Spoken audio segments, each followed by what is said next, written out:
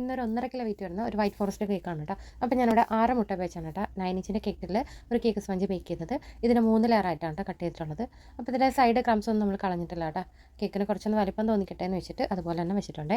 അപ്പോൾ ഞാൻ white forest ചെയ്യുന്നതിന് ഇതിൻ്റെ ഉള്ളിൽ കൊടുക്കുന്ന ഫില്ലിങ്സ് ആയിട്ട് കുറച്ച് മിൽക്ക് മെയ്ഡ് ആഡ് ചെയ്ത് കൊടുത്തിട്ടുണ്ട്. പിന്നെ കുറച്ച് വൈറ്റ് ചോക്ലേറ്റ് ഗ്രേറ്റ് ചെയ്തിടും, അതുപോലെ തന്നെ ചെറിയും ചോപ്പ് ചെയ്തിട്ട് കൊടുക്കും കേട്ടോ. ഇങ്ങനെ തന്നെയാണ് ഞാനിവിടെ 2 ലെയർ സെറ്റ് ചെയ്തു. 3ാമത്തെ ലെയറും കൊടുത്ത് ക്രം കോട്ട് ചെയ്ത് നിന്ന് ഫിനിഷ് ചെയ്തെടുക്കുന്നത് കേട്ടോ. അങ്ങനെ പ്രത്യേകിച്ച് കസ്റ്റമൈസേഷൻ ഒന്നും ഇല്ലാത്ത കേക്കാണ്. അപ്പോൾ നമ്മുടെ അടുത്ത് നിന്ന് ആദ്യമായിട്ടാണ് കേട്ടോ ഇവർ കേക്ക് വാങ്ങിക്കുന്നത്. അങ്ങനെ ഒരു സിമ്പിളായിട്ടുള്ള ഡിസൈൻ കൊടുക്കാമെന്ന് വിചാരിച്ചിട്ട് വൈറ്റിൽ ഞാൻ ഫിനിഷ് ചെയ്തെടുത്തിട്ടുള്ളത്. ഇവർ സ്ഥിരമായിട്ട് ബേക്കറിയിൽ നിന്ന് കേക്ക് വാങ്ങിക്കുന്ന ആൾക്കാരാണ് കേട്ടോ. അപ്പോൾ അതുകൊണ്ട് ഒരു ബേക്കറി സ്റ്റൈൽ വിട്ടിട്ട് നമ്മൾ ചെയ്യുന്ന നോർമൽ കേക്ക് ചെയ്യാനാണ് കേട്ടോ വിചാരിച്ചത്.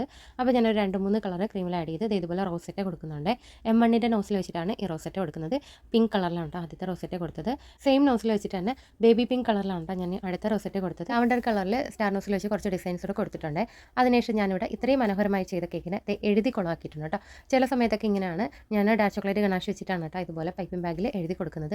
എൻ്റെ ഗണാഷ് അത്ര സെറ്റായിട്ടുണ്ടായിരുന്നില്ല, ലൂസായിരുന്നേ. അപ്പോൾ അത് എഴുതിയത് ആകെ കൊളായിട്ടുണ്ട്. നന്നായിട്ട് പിൻ ചെയ്ത കേക്കാണ്, ആകെ കൊളാക്കി വെച്ചിട്ടുണ്ട്.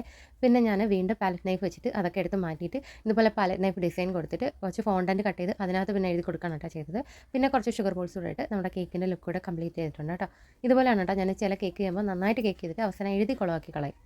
അപ്പോൾ ഇന്നത്തെ വീഡിയോ ഇത്രേ ഉള്ളൂ. ഇന്നത്തെ വീഡിയോ ഇഷ്ടമായിട്ടുണ്ടെങ്കിൽ തീർച്ചയായിട്ടും സപ്പോർട്ട് ചെയ്യുക. അപ്പോൾ മറ്റൊരു വീഡിയോ ആയിട്ട് കാണാം. അതുവരേക്കും ടാറ്റാ.